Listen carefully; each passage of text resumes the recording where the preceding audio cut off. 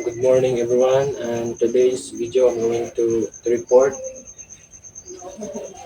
about the Tibulis tribe, about festivals. And number one, we have Limlunay festivals to give thanks to bountiful harvests, to offer prayers and rituals to their spirits or mohon for abundance and production. Another, to celebrate the tribe's connection with nature, their agricultural traditions. And number two, we have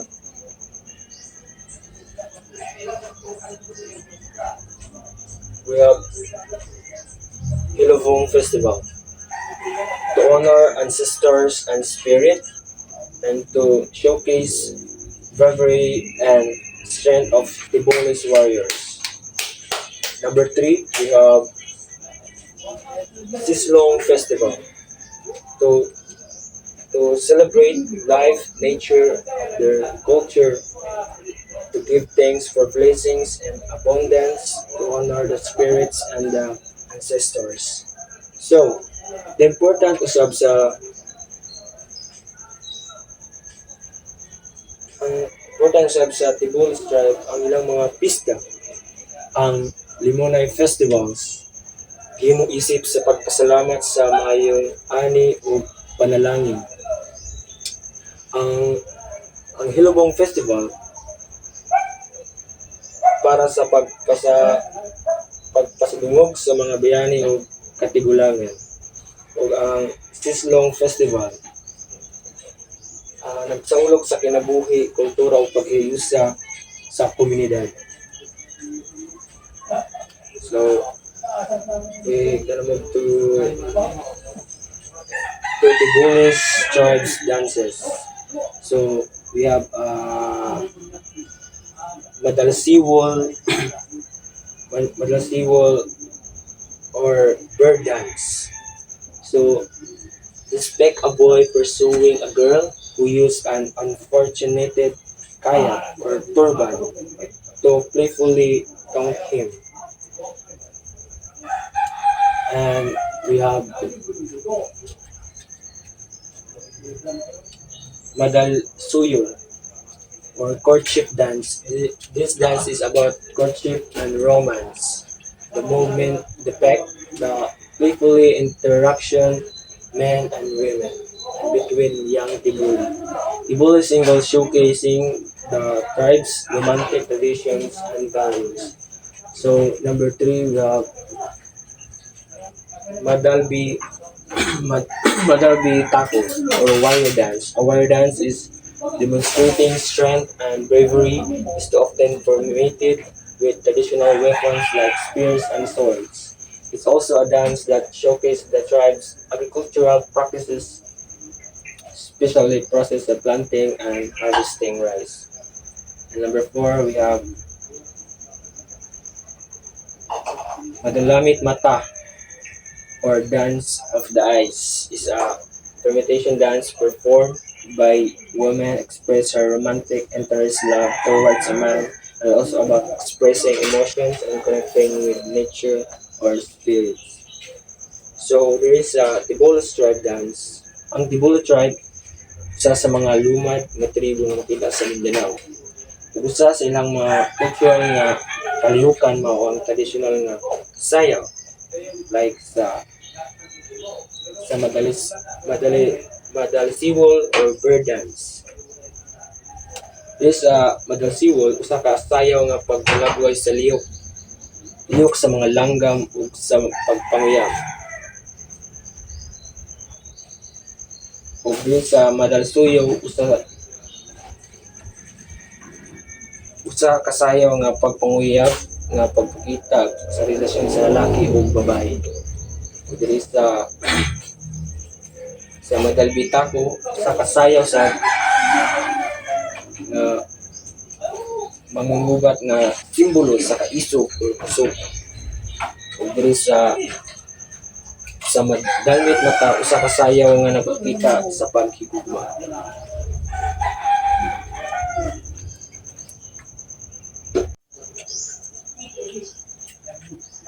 So we we proceed to the musical instruments.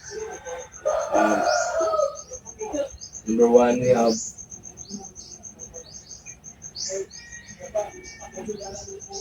tinugong. Tinugong is a barrel shape of drum with two heads. The tinugong is played to accompany dance such as the moral or madal, where our male drummer provides the beat for two or more female dancers. So dito sa higulong is it's a traditional two-string lute from the Tibulis people, Mindanao, Philippines. It is the courtship and social interaction played by men to senate or express feelings. And number three, we have kintang, ay kulintang, is a Tibuli musical ensemble featuring a set of eight kettle gongs used larger gatherings, rituals, or celebrations. And number four, we have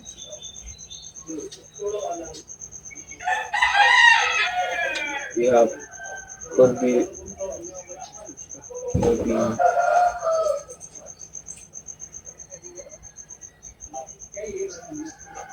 kubing, corbing, a Philippine Jew harp made of bamboo, while kambing is the Tagalog word for it. It is to convey emotion, tell stories, and add atmosphere to the traditional dances, ceremonies. It is a way to express feelings and connected with their culture and community.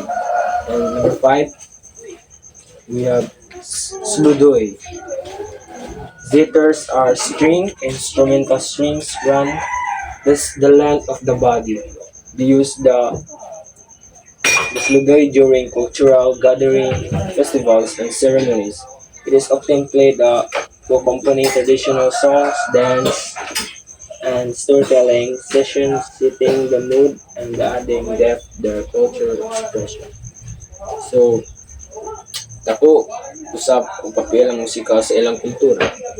Gamit nila ang instrumento sama sa tinugong nga tambol, higalong o gitara nga may duha ka kwertas, kulintang nga gong symbol, kubing nga bamboo harp ug sludoy nga string sa kinatibuk-an nga Tibuli tribe, usa sa mga kinungdan bahin sa kultura sa Pilipinas ang ilang mga tradisyon o pamaagi sa kinabuhi nga nagpakita sa kainungdanon sa pagpreserba sa atong kultura nga kabilin sa atong maabot nga henerasyon.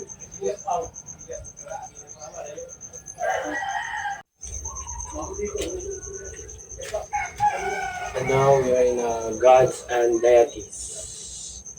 So Mogen is a god of faith.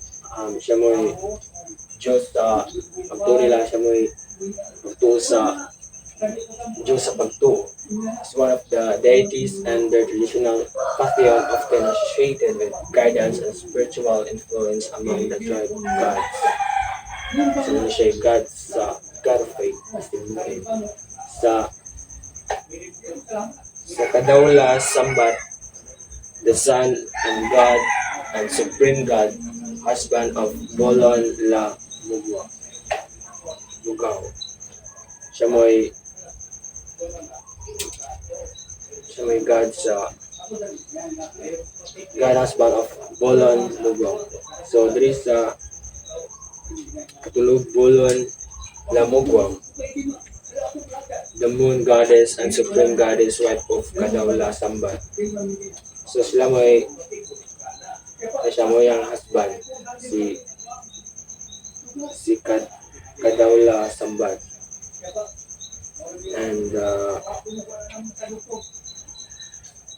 ang hiling sa mga Tibuli puno sa mga storya bahin sa mga gamahanang binuhat nga nagdumala sa kalibutan.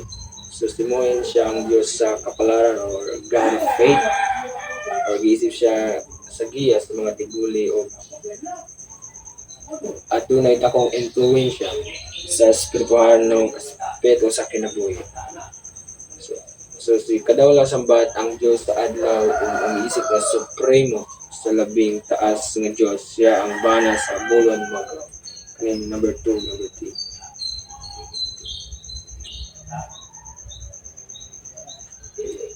So now we proceed to the Tibulis dried foods.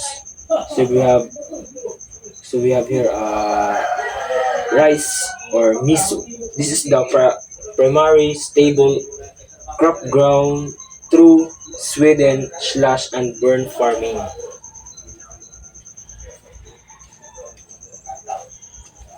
So number 2, we have fish or utun. Fish from lakes and rivers are a significant source of protein and are caught using road nets and other traps. So, isda siya. So, number 3, we have root crops. Common root crops include sweet potatoes, kamote, cassava, and taro. So, kasama pa na yung tawag siya kamote sa liwag. Liwag refers to the traditional sugarcane wine made by the Tiboli people or handmade na wine. So now we proceed to the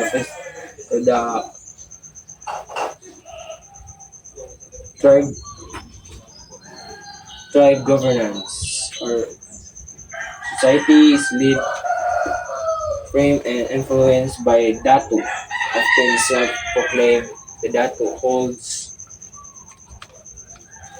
and supported by followers, social, economic, religious, and political powers. Each Datu bears on sa Malaysia.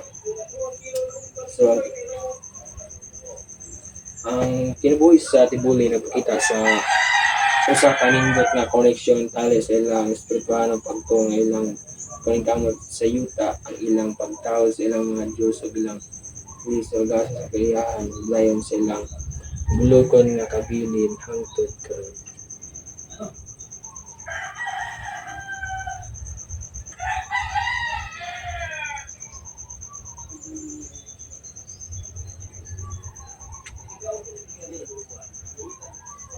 And now we proceed to the educational. So, una ito sila mga may graduate nga gaya sa Tibulis tribe. Nadari si Rebecca G. Licayan. So, si Ma'am Rebecca is an elementary school principal in Tibulis, South Cotabato, and magna cum laude, graduate in education from Northern Dami of Marbel University, 1994. She's also a mother of Brent Licayan. Lloyd Licayan. So, siya mo ay mama or graduate sa Tibulis tribe. So, dito sa number 2, we have Brent Lloyd Licayan. So, sabi, siya mo ay anak siya ni Ma'am Rebecca G. Licayan. Si Sir Brent Lloyd Licayan is a Tibulis youth from South Cotabato, was graduated magna cum laude with a degree in English Language Studies from Mindanao State University, Jinsan. He was the valedictorian of MECU's College of Social Science and Humanities in 2023. Inspired by the Tibulis epic hero Tugbulu, his point is educates for indigenous education and perseverance. So mga tamang, thank you.